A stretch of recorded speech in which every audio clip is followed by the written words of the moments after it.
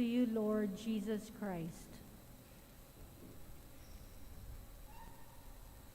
Dear friends, on this Christmas day, we read one of the most difficult parts of the Gospel of John.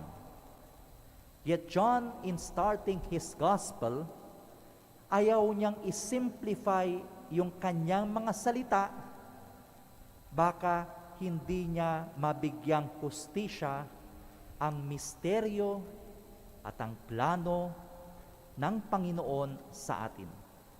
So John started his reflection by going back to the very beginning. Ang sabi ni John sa atin, in the beginning, hindi naman matatawag na may kawalan. There cannot be emptiness in the beginning because God was already in the beginning. The Word of God and the Spirit of God, in all God's might and power, was already at the beginning. Sa kaningningan at katotohanan at kapangyarihan ng Panginoon, nagkusa siya sa kanyang kabutihan na likhain ang sanlibutan. I repeat, in the beginning there cannot be emptiness because God, in His Word, Spirit, in His power, was already there. But in His goodness, nagkusa ang Diyos para likhain ang sanlibutan at likhain ang tao para masilayan natin, makasama natin ang kaningningan, kapangyarihan at presensya ng Panginoon. Ngunit nagsimula po ang pagdating ng kadiliman. By darkness we understand the beginning of man's journey away from God, papalayo sa ilaw ng Diyos. This happened because man, humanity, sinned. Nagsimula tayong makaranas ng pighati. Nagsimula nating naramdaman ang ating kakulangan. Nagsimula ang hinagpis ng tao nang ang tao ay magsimulang magkasala sa Diyos at magkasala sa kanyang kapwa.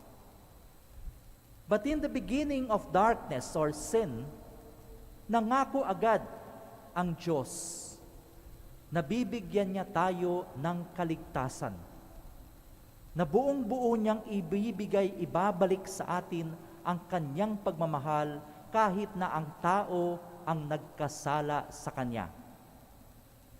In mystery, He promised that the Virgin shall give birth to His Son, and this will be the fulfillment of salvation. Pinagdiriwang natin ngayon ang katuparan ng pangakong ito. And last night in Midnight Mass, we read that very beautiful story. Hindi naging madali ang pagdating sa puntong yon, pero dumating ang napakatahimik at payapang gabi ng pagsilang ng sanggol. Joseph, from formerly being confused and wanting to secretly divorce Mary, is now Joseph who was protecting the child and his mother. Elizabeth and Zechariah, who were likewise fearful at this sudden grace of having a child, ay nailuwal na si Juan Bautista na maghahanda ng daraanan ng Panginoon. Ang payapa ng gabing iyon, ang mga pastol na mayahalin tulad natin figuratively in the lowest point, in the peripheries of humanity, biglang nakasama ang mga anghel na nasa tugatog naman ng kaningningan ng Panginoon. Walang diferensya sa taong namamastol at sa mga anghel na umaawit, sama-sama silang nagpunyagi sa payapang gabing ito. It was almost a very, very perfect night. Why almost? Kasi may phrase doon, may nabanggit doon na nag-disturb sa napakagandang kwento. Habang binabasa natin ang kwentong yun, na ipapanganak na ang sanggol, ang Mesiyas, nabanggit din kasi doon na wala silang matuluyan. There was no place for Joseph and Mary at the inn or anywhere else. Hence, whenever we celebrate the Belen, it is always in the manger, sa tahanan ng mga hayop, sa kainan, sa sabsaban ng mga alagang hayop. I'd like us to focus on this disturbing phrase, because this disturbing phrase will continue to be a disturbance to us, or maybe better yet, a challenge for us. Na walang matuluyan ang ipapanganak na sanggol. A few days ago, I received a gift from I would consider a very religious person. Natuwa ako, nakaalala sila, but I also noticed, pagbasa ko nung card, which I'm sure they did not notice, ang nakalagay doon sa card, Happy Holidays. This is something, of course, that I would not expect from a very religious, from a very devout family. Bakit? Happy Holidays means happy, masaya. Holidays, walang pasok. Kaya tayo nagpupunyagi daw ngayon kasi walang pasok. In some parts of the world, and even some would say, in a politically correct world, baka daw hindi naniniwala sa Diyos yung babatiin mo, baka daw iba ang relihiyon ng babatiin mo, baka daw iba ang paniniwala ng babatiin mo, to be safe, you kick out Christ out of Christmas.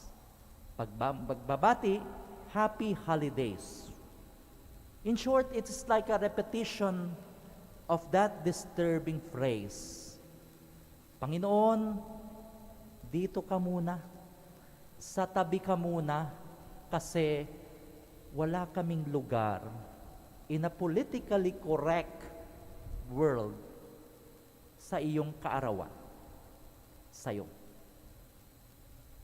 But that's just the tip of an iceberg na minsan, dahil nga maraming gumagawa, hindi natin masyadong napapansin. That phrase will continue to ring in our modern world. Halimbawa, marami sa mga kababayan natin ang nasalanta ng bagyo, nawawalan pa ng kanilang mga mahal sa buhay, natuklap ang mga bubong, nawala ang mga pinundar. And there will be valid, longing questions of where Christmas might be this year.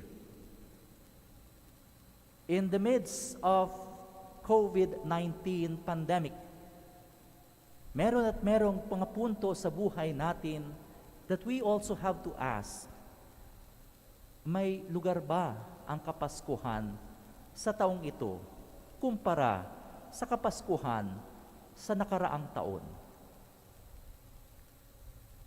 And as the message of that first Christmas is, hindi pwedeng mawalan ng mapaglalagyan ang pagsilang ng sanggol.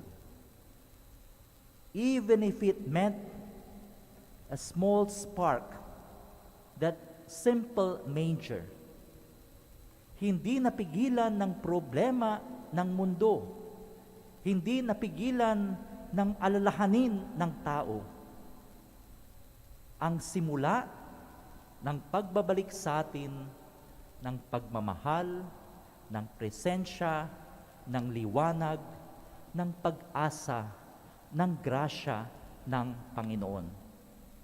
And as I said, that will continue to be a challenge for us.